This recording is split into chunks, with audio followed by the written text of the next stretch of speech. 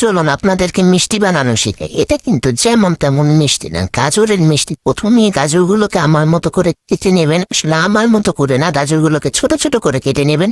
এরপর একটা ব্লেন্ডারে দিয়ে নেবেন কিছু পরিমাণ পানি দিয়ে, এরপরে তাকে ব্লেন্ড করে নেবেন যতক্ষণ পর্যন্ত না একদম মিশ হয়ে যাচ্ছে। এরপর মিশ হয়ে যাওয়ার পর একটা বাটিতে ঢেলে নেবেন। তারপর একটা প্যানের মধ্যে সামান্য পরিমাণে ঘি দিয়ে নেবেন, এরপর স্বাদ মতো চিনি দিয়ে নেবেন, স্বাদ মতো কিন্তু দিতেন চিনি। এরপর পরে বললেন না যে মিষ্টি কম হয়েছে, মিষ্টি বেশি হয়েছে। এরপর গাজর দিয়ে নেবেন, এর মধ্যে কিছু পাউডার মিল্ক আর সুজি দিয়ে নেবেন। এরপরে কতক্ষণ না যাওয়ার পর আমার মনে হলো যে না, মিল্ক আর সুজি কম হয়ে গেছে। এরপর আমি সামান্য মিল্ক আর সুজি দিয়ে নিলাম। আপনারা চাইলে লিকুইড মিল্কও ইউজ করতে পারেন। এরপর নাড়তে থাকতেন মনের মাধুরী মিশিয়ে নাড়তে থাকতেন যতক্ষণ পর্যন্ত না লেগে লেগে আসছে। এরপর 5 মিনিট ঢাকা দিয়ে রাখবেন।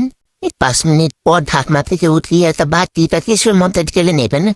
আসলে ঢালার আগে খেয়াল রাখবেন যাতে একটু তেল ব্রাশ করে নেন, না হলে লেগে লেগে যাবে।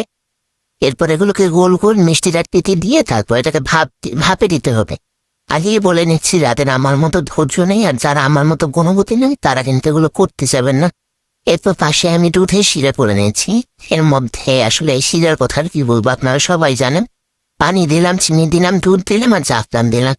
এরপর যখন টেনে আসছে দুধটা, তখন আমি এর মধ্যে মিষ্টি দিয়ে নেব। মিষ্টি দিয়ে নিয়ে এটাকে আমি ঢেকে রাখবো যাতে এটা ফোলার টাইম পায়। আসলে এই দেখেন যে আমার মিষ্টি রেডি হয়ে গেছে।